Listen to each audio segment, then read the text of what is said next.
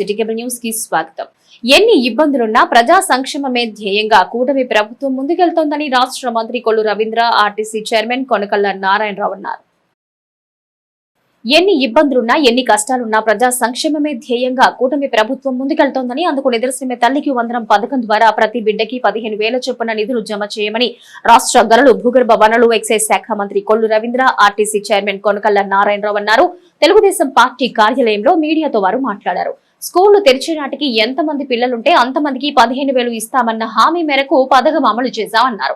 గతంలో జగన్ రెడ్డి ఎన్నికల్లో ఓట్లు వేయించుకుని గెలిచాక కోతలు పెట్టి దగా చేశాడని, కానీ నేడు దాదాపు 67 లక్షల మందికి తల్లికి వందనం పథకాన్ని అమలు చేశామన్నారు. రాష్ట్ర ప్రభుత్వం ప్రతిష్టాత్మకంగా అమలు చేసిన తల్లికి వందనం పథకంలో అత్యధిక లబ్ధిదారులు బడుగు బలహీన వర్గాల వారి కావడం సంతోషకరమని వారన్నారు. కూటమి అధికారంలోకి రాగానే ఇచ్చిన హామీ మేరకు 4,000 పెన్షన్ అమలు చేశామన్నారు. ఎన్నికల హామీ మేరకు 1 కోటి మందికి ఉచితంగా గ్యాస్ సిలిండర్లు పంపిణీ చేస్తున్నామని, పేదల నోటి దగ్గర అన్నం దూరం చేసిన దుర్మార్గుడు జగన్ రెడ్డి అని, కూటమి అధికారంలోకి రాగానే అన్న క్యాంటీన్లు తెరిపించామన్నారు. పారదర్శకమైన పాలన చూసి ఓర్వలేక కూటమి ప్రభుత్వంపై జగన్ రెడ్డి కుట్రలు చేస్తున్నాడని, మహిళల పట్ల జగన్ రెడ్డి వారి రౌడీ మూకలు అనుసరిస్తున్న విధానాలే వారి మనస్తత్వానికి నిదర్శనమని మంత్రి కొల్లు రవీంద్ర, ఆర్టీసీ చైర్మన్ కొనకళ్ళ నారాయణరావు పేర్కొన్నారు. ఎన్ని కష్టాలున్నా గౌరవ ముఖ్యమంత్రి వర్యులు నారా చంద్రబాబు నాయుడు గారు, అలాగే యువ నాయకుడు నారా లోకేష్ గారు ఒక హెచ్ఆర్డి మినిస్టర్గా ఒక విప్లవాత్మకమైనటువంటి మార్పులు ఎడ్యుకేషన్ సిస్టంలో తీసుకొస్తూ మరి ఈరోజు ఇచ్చిన మాటకి కట్టుబడి స్కూళ్ళు తెరిచే నాటికి ఎంతమంది పిల్లలుంటే అంతమందికి తల్లికి వందనం కింద 15,000 రూపాయలు ఇస్తానని చెప్పి స్కూల్లో మౌలిక వసతుల కోసం 2,000 తీసి 13,000 రూపాయల చొప్పున ఎంతమంది పిల్లలుంటే అంతమంది పిల్లల ఖాతాల్లోకి, తల్లుల ఖాతాల్లోకి డబ్బులు జమ చేసినందుకు ముందుగా గౌరవ ముఖ్యమంత్రి వర్యులు నారా చంద్రబాబు నాయుడు గారికి, అలాగే ఉప ముఖ్యమంత్రి వర్యులు పవన్ కళ్యాణ్ గారికి, అలాగే ఈ కార్యక్రమాన్ని అంతా కూడా అనుసంధానం చేసి నడిపించినటువంటి యువ నాయకుడు నారా లోకేష్ గారికి ప్రత్యేకంగా ధన్యవాదాలు తెలియజేస్తా ఉన్నాము. ఎందుకంటే గతంలో జగన్మోహన్ రెడ్డి మాయ మాటలు చెప్పాడు. అన్ని మాయ మాటలు చెప్పి ఎంతమంది పిల్లలుంటే అంతమందికి ఇస్తానని చెప్పి ఆ రోజు ఎన్నికల్లో ఓట్లు వేయించుకొని 2019లో గెలిచిన తర్వాత అన్నీ వంకలు పెట్టి కట్ చేసి ఒకరికే ఇస్తానని చెప్పి, అది కూడా ప్రభుత్వ పాఠశాలని చెప్పి ఆ రోజున కొన్ని మాయ మాటలు చేసి కట్ చేయాలని ప్రయత్నం చేస్తే ఆ రోజు పోరాటం చేశాం. కానీ ఆ రోజు 42 లక్షల మందికి ఇచ్చారు. కానీ ఈరోజు 67 లక్షల దగ్గర 30,000 మందికి ఇవాళ తల్లికి వందనం ఆ తల్లుల ఖాతాలో పడి అంటే అది ఒక చిత్తశుద్ధి ఉన్నటువంటి ప్రభుత్వానికి ఒక నిదర్శనం అని చెప్పి తెలియజేస్తూ ఉన్నాం. ఇవాళ స్కూళ్ళన్నీ కూడా ఒక మోడల్ స్కూల్స్గా తయారు చేయటం, ఎడ్యుకేషన్ సిస్టంలో కూడా విద్యా విధానాల్లో కూడా చాలా మార్పులు తీసుకొచ్చి టీచర్స్ని ఎంతమంది విద్యార్థులు ఆగస్టు నాటికి 100% కూడా పూర్తి చేయడం జరుగుతుంది. ఇవాళ ప్రజలంతా కూడా చాలా ఆనందంగా ఉన్నారు. కూటమి ప్రభుత్వం వచ్చిన తర్వాత సంక్షేమ పథకాలకి ఏ లోటు లేకుండా ప్రజలకి సంక్షేమ పథకాలు అందిస్తూ రాష్ట్రాభివృద్ధిని గతంలో నాశనమైపోయిన ఈ రోడ్లన్నీ కూడా మళ్ళీ పునరుద్ధరించి ఇవాళ రోజున రాష్ట్రాభివృద్ధి, సంక్షేమ పథకాలు రెండు కళ్ళుగా ఈ కూటమి ప్రభుత్వం ప్రజలందరికీ అందిస్తూ ఉంది.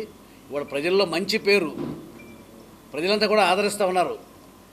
గత ప్రభుత్వం మమ్మల్ని మోసం చేసింది, ఇవాళ కూటమి ప్రభుత్వం వచ్చిన తర్వాత మాకు కావాల్సిన అభివృద్ధి, సంక్షేమం రోజు అందిస్తున్నారంటే ఇవాళ రోజున ఈర్ష్యపడుతూ అవాకులు చెవాకులు పెడతా ఉన్నారు. లోకేష్ గారు 2,000 రూపాయలు ఆయన ఖాతాలో పడి చెప్పి మాట్లాడతారు. దమ్ముందా? రుజువు చేయగలరా మీరు? నోటికి ఎంత వస్తే అంత మాట్లాడతాం కాదు. మీ దగ్గర ఆధారాలు ఉంటే చూపించండి, దమ్ముంటే రుజువు చేయండి. పిచ్చి పిచ్చి మాటలు మాట్లాడితే ఇవాళ రోజున ఎవరు ఊరుకోరు. ప్రజలే మీకు తగిన గుణపాఠం చెప్పారు. ఇంకా సిగ్గులేదు. 151 స్థానాల నుంచి 11 స్థానాలు తీసుకొచ్చారు. మీకు సిగ్గుంటే మీరు ఇళ్లలోంచి బయటికి రాకూడదు. ఇంకా బయటకు వచ్చి మమ్మల్ని విమర్శించే స్థాయి లేదు. ఇవాళ లోకేష్ బాబు గారు కానీ, చంద్రబాబు నాయుడు గారు కానీ అందరికీ విద్యను అందించాలనే ఒక మంచి ఉద్దేశంతో ఇవాళ ఆర్థిక లోటు ఉన్నప్పటికీ రాష్ట్రానికి ఇవాళ 10 లక్షల కోట్ల రూపాయలు అప్పు చేసి ఈ రాష్ట్రాన్ని ముంచేశావు, సర్వనాశనం చేశావు, అప్పులు కుప్పను అప్పచెప్పావు మాకు. మళ్ళీ ఈ రాష్ట్రాన్ని మళ్ళీ ఆదాయం పెంచి ఇవాళ రోజున అభివృద్ధి కార్యక్రమాలు కానీ రాష్ట్రంలో కూటమి ఏడాది పాలనలో ప్రజలపై భారాలు మోపడానికి కొత్త దారులు వెతుకుతుందని సిపిఎం జిల్లా కార్యదర్శి వై నరసింహారావు ఆరోపించారు. బుట్టాయిపేటలో కామ్రేడ్ మధుసూదన్ రావు శ్రామిక భవన్లో కూటమి ప్రభుత్వం ఏడాది పాలన జిల్లా అభివృద్ధిపై దారి తప్పుతున్న టీడీపీ కూటమి ఏడాది పాలన పుస్తకాన్ని సిపిఎం నాయకులు ఆవిష్కరించారు. ఈ సందర్భంగా వారు మీడియాతో మాట్లాడుతూ సూపర్ 6 హామీల అమల్లో ప్రభుత్వం నత్తనడకన సాగిస్తూ 1-2 హామీలు అమలు చేసి మిగతావి గాలికి వదిలేసిందన్నారు. ప్రజలకిచ్చిన హామీలు అమలు చేయడానికి నిధులు లేవంటున్నారు. పెట్టుబడిదారులకు పారిశ్రామిక వాడల పేరుతో భూములు దోచిపెట్టడాన్ని స్పీడ్ ఆఫ్ డూయింగ్ బిజినెస్ లాంటి కొత్త స్కీములు అమలు చేస్తున్నారన్నారు. కార్మికుల పని గంటల్ని 8 నుంచి 10 గంటలకు పెంచుకునే విధంగా కార్పొరేట్ కంపెనీలకు హక్కులు కల్పిస్తూ చట్టాలు చేయడం ఎంతవరకు సమంజసమన్నారు. మచిలీపట్నంను పారిశ్రామికంగా అభివృద్ధి చేస్తామని హామీ ఇచ్చారు. 30 నెలల్లో పోర్టు నిర్మాణం పూర్తి చేసి 5,000 ఎకరాల్లో భూములు సేకరించి పరిశ్రమ ఏర్పాటు చేస్తామన్నారు. ఆచరణలో పోర్టు నిర్మాణం నిదానంగా జరగడమే కాక పోర్టు ఆధారిత పరిశ్రమలు జాడ కూడా లేదన్నారు. పంటకాలువలు, మేజర్ డ్రైన్ల అభివృద్ధి పనులు వర్షాలు ప్రారంభమయ్యాక పనులు మొదలుపెట్టి చేతులు దులుపుకున్నారు. ఇచ్చిన హామీలు అమలు చేసి కూటమి ప్రభుత్వం మాట నిలబెట్టుకోవాలని, లేకుంటే రానున్న రోజుల్లో సమస్యలు పరిష్కారం కోసం ఆందోళన తీవ్రతరం చేస్తామని సందర్భంగా వారు హెచ్చరించారు. ఈ కార్యక్రమంలో సిపిఎం జిల్లా కార్యదర్శి వర్గ సభ్యులు శీలం నారాయణరావు, సిపిఎం మచిలీపట్నం కార్యదర్శి బూరె సుబ్రహ్మణ్యం పాల్గొన్నారు. సందర్భంగా రాష్ట్ర వ్యాప్తంగా పెద్ద ఎత్తున ప్రభుత్వం తరఫున కార్యక్రమాలు నిర్వహిస్తున్నారు. ఎన్నికలకు ముందు ఇచ్చినటువంటి వాగ్దానాల్లో ఎక్కువ శాతం అమలు చేశామని చెప్పేసి చెబుతున్నారు. నిన్న మన రాష్ట్ర మంత్రివర్యులు కొలుసు పార్థసారథి గారు ఇచ్చినటువంటి హామీల్లో 85% ఇప్పటికే అమలు చేశామని చెప్పేసి చెప్పారు. కానీ వాస్తవ స్థితి దానికి విరుద్ధంగా ఉంది. గత ఎన్నికల్లో ఏదైతే సూపర్ 6 గురించి ఆర్భాటంగా ప్రచారం చేశారో వాటిలో ఒక 2 పూర్తి స్థాయిలో, 1 మినహా 3 హామీలు ఇప్పటికీ ఇంకా నెరవేర్చాల్సినటువంటి అవసరం ఉంది. ఇవి కాకుండా ఇంకా ఇచ్చినటువంటి ఎన్నో హామీలు ఇప్పటికీ పెండింగ్ ఉన్నాయి. ఈ ఏడాది పాలన చూస్తే గత ప్రభుత్వం అనుసరించినటువంటి విధానాలనే ఈ ప్రభుత్వం కూడా కొనసాగిస్తున్నటువంటి స్థితి మనం అనేక విషయాల్లో చూస్తూ ఉన్నాం. ప్రత్యేకించి ప్రభుత్వం వచ్చిన తర్వాత స్పీడ్ ఆఫ్ డూయింగ్ బిజినెస్ పేరుతో పారిశ్రామికవేత్తలకు వేలాది ఎకరాల భూములు కట్టబెట్టేటటువంటి పని కొనసాగుతుంది. అట్లానే గత 15 సంవత్సరాల నుంచి ఈ రాష్ట్రంలో 58 షెడ్యూల్ పరిశ్రమల్లో పనిచేస్తున్న 50 లక్షల మంది కార్మికులకి వేతన సవరణ చేయలేదు. మచిలీపట్నం నియోజకవర్గంలో నకిలీ ఇళ్ల పట్టాల వ్యవహారం తాజా మాజీ మంత్రుల మధ్య మాటల యుద్ధానికి తెరలేపింది. మాజీ మంత్రి వైసీపీ నాయకుడు పేర్ని నాని గత ఎన్నికల్లో తన కుమారుని గత ఎన్నికల్లో గెలిపించుకునేందుకు నకిలీ ఇళ్ల పట్టాలు పంపిణీ చేశారన్న ఆరోపణలతో కూటమి ప్రభుత్వం పేర్ని నానిపై చర్యలకు ఉపక్రమించినట్లుగా వార్తలు వచ్చిన నేపథ్యం ఈ పరస్పర ఆరోపణల పర్వానికి ప్రధాన కారణంగా ఉంది. తానే తప్పు చేయలేదని, ఇళ్ల పట్టాలు నకిలీవి కాదని, కేసులకు భయపడే ప్రసక్తి లేదని, ఏదో విధంగా జైల్లో పెట్టాలని కూటమి ప్రభుత్వం ప్రయత్నిస్తోందని పేర్ని నాని పేర్కొంటున్నారు. అయితే ముందస్తు బెయిల్ కోసం ఆయన హైకోర్టును ఆశ్రయించారు. ఏదో రకంగా తప్పుడు కేసైనా ఏదో ఒకటి పెట్టి పేర్ని నానిని జైల్లో వేయాలి. జగన్మోహన్ రెడ్డి తరపున గట్టిగా ప్రతిదీ భుజానేసుకుంటున్నాడు. ప్రభుత్వాన్ని ప్రతిదీ నిలదీస్తున్నాడు. ఎలాగోలా ఒక కేసు వేద్దామంటే అదృష్టవశాత్తు తప్పుకున్నారు. కాబట్టి ఏదో రకంగా అరెస్టు చేయాలనేటువంటి తప్పుడు ప్రయత్నం కోసం నెల రోజులుగా శ్రమిస్తున్నారు. నేనంట 10,000 పట్టాలు దొంగ పట్టాలు ముద్రించానంట. ఆ 10,000 పట్టాల్లో 5,000 పట్టాలు ప్రజలకి పంచిపెట్టేశానంట. నన్ను లోపల వేయలేదేంటి, లోపల వేయాలి, కొల్లు రవీంద్ర ఏమైనా రాజీ పడ్డాడా అని రామోజీరావు గారు అబ్బాయి పాపం కుళ్ళిపోతున్నాడు.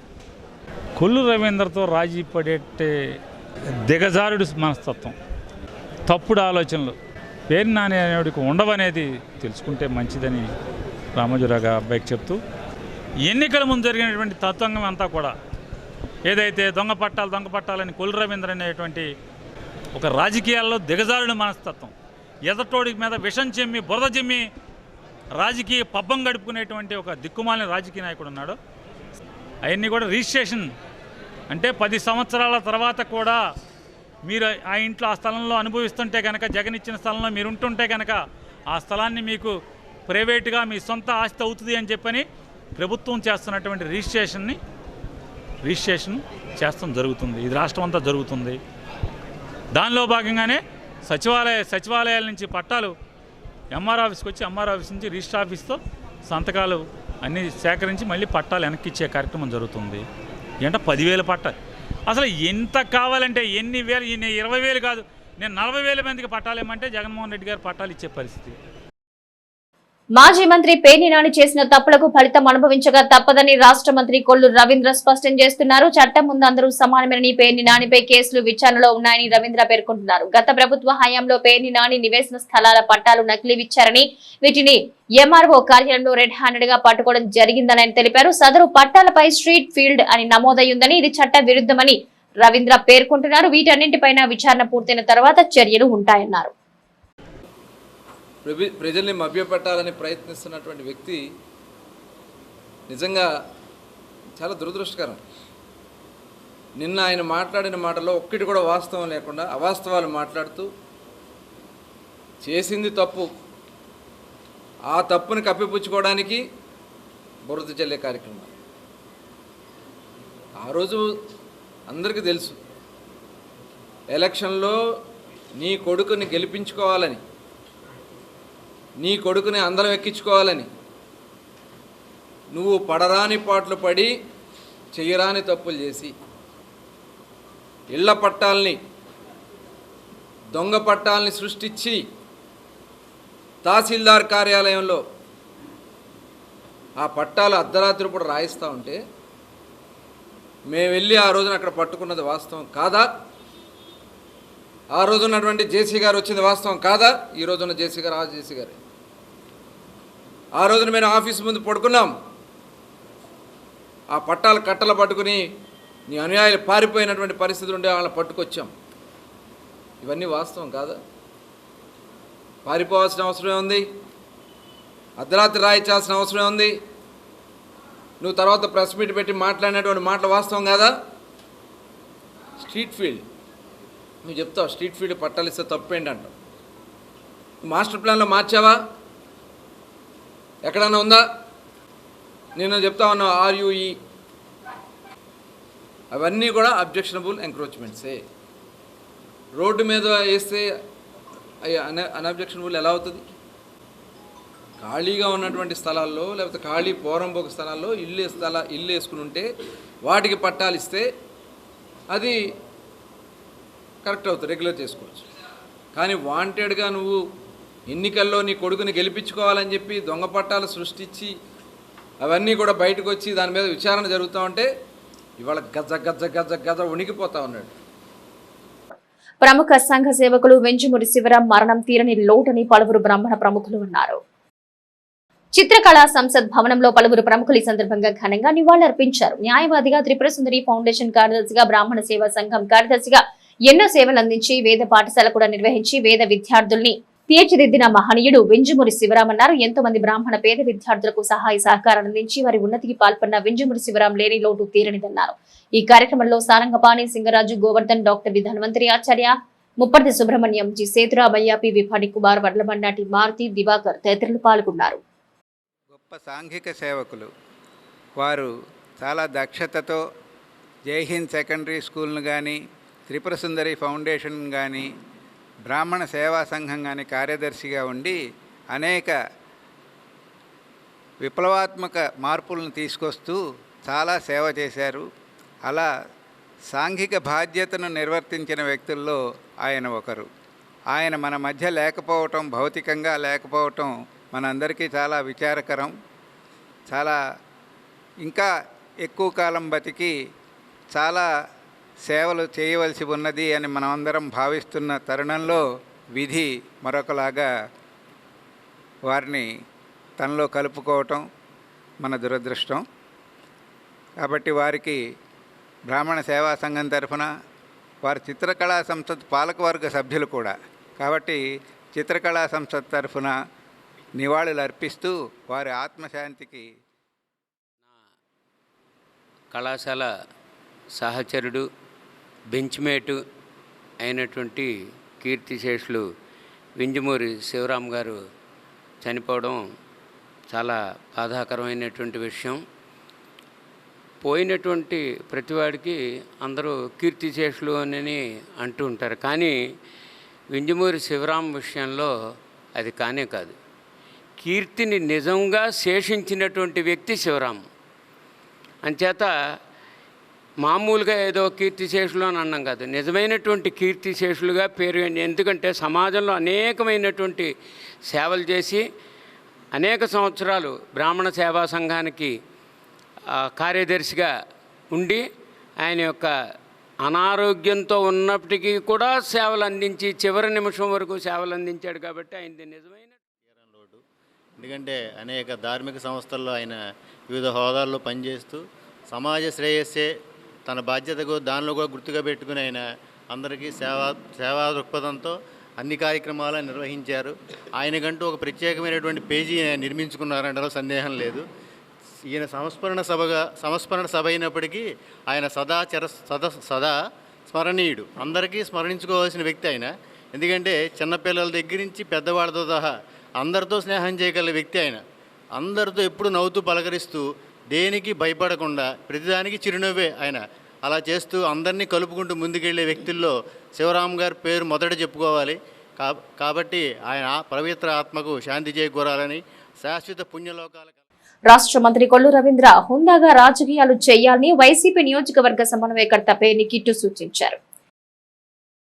తన తండ్రి మాజీ మంత్రి పేర్ని నానిపై మంత్రి కొల్లు రవీంద్ర చేసిన అనుచిత వ్యాఖ్యలను కిట్టు ఖండించారు. పార్టీ కార్యాలయంలో ఏర్పాటు చేసిన మీడియా సమావేశంలో ఆయన మాట్లాడుతూ మచిలీపట్నం పోర్టు నిర్మాణ పనులు జరగడం లేదని ఎన్నికల ముందు మాట్లాడిన మంత్రి రవీంద్ర ఎన్నికల అనంతరం పోర్టు పనులు 30% పైగా పూర్తయినట్లు ప్రకటించడం గత ప్రభుత్వ హయాంలో పోర్టు నిర్మాణ పనులు ప్రారంభమైనట్లు అంగీకరించినట్లు కాదా అని ప్రశ్నించారు. గతంలో టీడీపీ పాలనలో పోర్టు నిర్మాణం అంటూ చేసిన హడావిడందరికీ విదితమే అన్నారు. ఇక మెడికల్ కాలేజీ తన చిరకాల కోరిక అంటున్న కొల్లు రవీంద్ర మెడికల్ కాలేజీ గత ప్రభుత్వ హయాంలో నిర్మించడం, బోధనా తరగతులు ప్రారంభం కావడం జరిగిందన్నారు. కొల్లు రవీంద్ర కమిషన్ల పర్వం గురించి మాజీ మంత్రి పేర్ని నాని మాట్లాడడంతో రవీంద్ర కంగారు పడి ఏమంటున్నారో తెలియడం లేదన్నారు. మచిలీపట్నానికి ఏం చేశారో మంత్రి రవీంద్ర చెప్పాలని కిట్టు ప్రశ్నించారు. ఈ కార్యక్రమంలో వైసీపీ నగర అధ్యక్షుడు మేకల సుధాకర్, పార్టీ నాయకులు గూడవల్లి నాగరాజు, చిటికిన నాగేశ్వరరావు, మహమ్మద్ సాహెబ్, గాజుల భగవాన్, కార్పొరేటర్ జోగి చిరంజీవి తదితరులు పాల్గొన్నారు.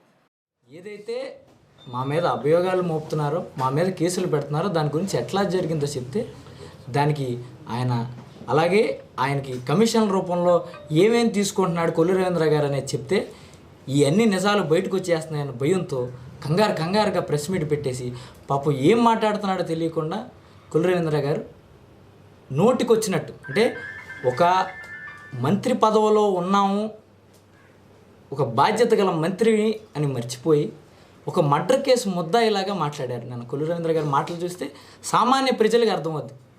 ఆయన మాట్లాడిన పద్ధతి కానీ విధానం కానీ చూస్తే అర్థమవుతుంది. ఆయన మాట్లాడుతూ ప్రతిదానికి ఒకటే కాన్సెప్ట్.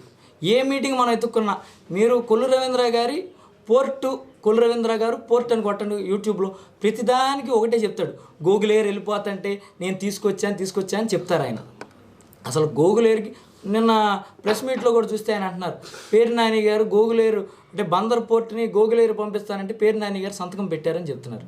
నీ దగ్గర ఉన్న సాక్ష్యం ఉందా కొల్లు రవీంద్ర గారు నేను అడుగుతున్నా. సాక్ష్యం ఉంటే చూపించు, అది తప్పు ఒప్పుకుంటాం. అయ్యో మేము ఇట్లా సంతకం పెట్టామండి కొల్లు రవీంద్ర గారు, మీరు చెప్పింది నిజమని ఒప్పుకుంటాం. సంతకం పేరు నాని గారు ఏమన్నా సంతకం పెట్టినట్టు మీ దగ్గర సాక్ష్యాలు ఏమైనా ఉన్నాయా? మెడికల్ కాలేజ్ కోసం 2014 నుంచి 19 వరకు తమరు తీసుకున్న ఒక్క స్టెప్ అయినా మనం చూపించగలరా? మెడికల్ కాలేజ్ మీ కళ, ఇంత నిస్సిగ్గుగాని అబద్ధాలు. మెడికల్ కాలేజీ ఎవరి హయాంలో వచ్చింది, ఎవరి హయాంలో పూర్తయింది, ఎవరి హయాంలో పిల్లలు చదువుకోవడానికి వెళ్ళారనేది జగమెరిగిన సత్యం. మీరు అబద్ధాలు ఆడి మీడియా ఛానల్లో చెప్పినంత మాత్రం, నిస్సిగ్గుగా మీరున్నంత మాత్రం ప్రజలంత పిచ్చోళ్ళు కాదని మీకు తెలియజేస్తున్నాను. అలాగే ఒక మత్స్యకారుడు అయ్యుండి మత్స్యకారుల కోసం కనీసం ఫిషింగ్ హార్బర్ అని మాటలు చెప్పావు, కానీ ఒక్క పనైనా ముందుకు కదిపావా? ఆ రోజు 2014 నుంచి 19 పోనీ సెంట్రల్ గవర్నమెంట్ అంటే సెంట్రల్ గవర్నమెంట్తో ఆ రోజు పొత్తులో ఉన్న తమరు కదా, మరి ఎందుకు చేయించుకోవాలా? అది కూడా చేసింది మా హయాంలోనే అని మీకు చెప్తున్నా. అలాగే తమరు క్రీడాశాఖ మంత్రి చేశారు. మరి అనిల్ కుంబ్లే గారిని అటు ఇటు తిప్పి ఫేస్బుక్లో ఫోటోలు పెట్టుకున్నారు. కానీ మన ఊరి కోసం తమరేమి చేశారు? క్రీడాకారుల కోసం ఏం చేశారు? మేము మా హయాంలో ఇండోర్ స్టేడియం కట్టాం, బాస్కెట్బాల్ కోర్టులు ఏర్పాటు చేసాం, టెన్నిస్ కోర్టులు కూడా పనులు జరుగుతుంటే తమరు ఆపడం జరిగింది. వీటిని మేము కట్టామనే నెపంతో కనీసం తాళాలు కూడా తెరవకుండా ఉంచిన ఘనత తమరిది.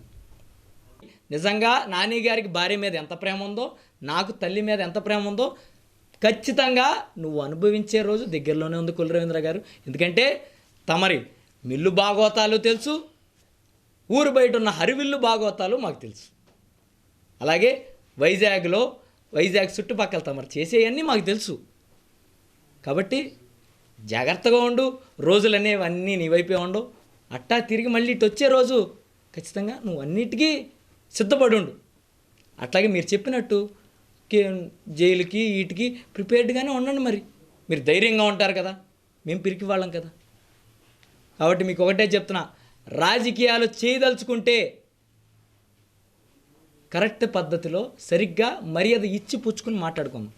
లేదు నాకు ఇట్టాగే రాజకీయం చేయాలని ఉందంటే మనిషికి పేషెన్స్ అనేది ఒకసారి ఉంటుంది, 2 సార్లు ఉంటుంది, ఎక్కువ కాలం ఉండదుగా రవీంద్ర గారు.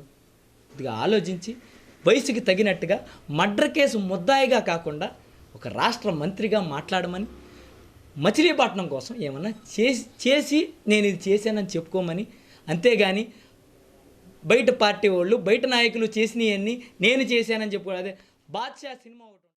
దివ్యాల ఆధ్వర్యంలో వలందపాలెంలో ఉచిత రక్త పరీక్షల శిబిరం నిర్వహించారు.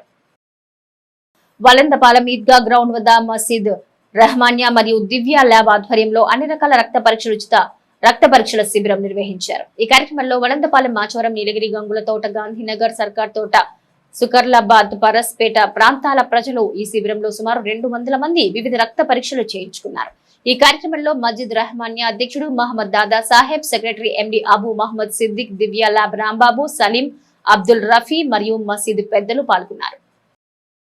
రెహమానియా అలీ అజీజ్ రెహమానియా మజీదే ఆధ్వర్యంలో ఈనాడు అపోలో బ్లడ్ టెస్ట్ క్యాంప్ అని ఒక అమోఘమైన ప్రజలందరికీ కూడా ఉపయోగపడేది ఈ బ్లడ్ టెస్టు కార్యక్రమాన్ని మొదలుపెట్టారు. ఈ ఆదివారం నాడు ఈ యొక్క ఈద్గా స్థలం నందు, మజీద్ రెహమానియా ఈద్గా స్థలం నందు అపోలో వారి యొక్క సంయుక్తంగాను అవి దివ్య బ్లడ్ టెస్ట్ ల్యాబ్ వాళ్ళు కూడా కలిసి, రక్త పరీక్షా కేంద్రం వాళ్ళు కలిసి ఈ యొక్క కార్యక్రమం మొదలుపెట్టారు.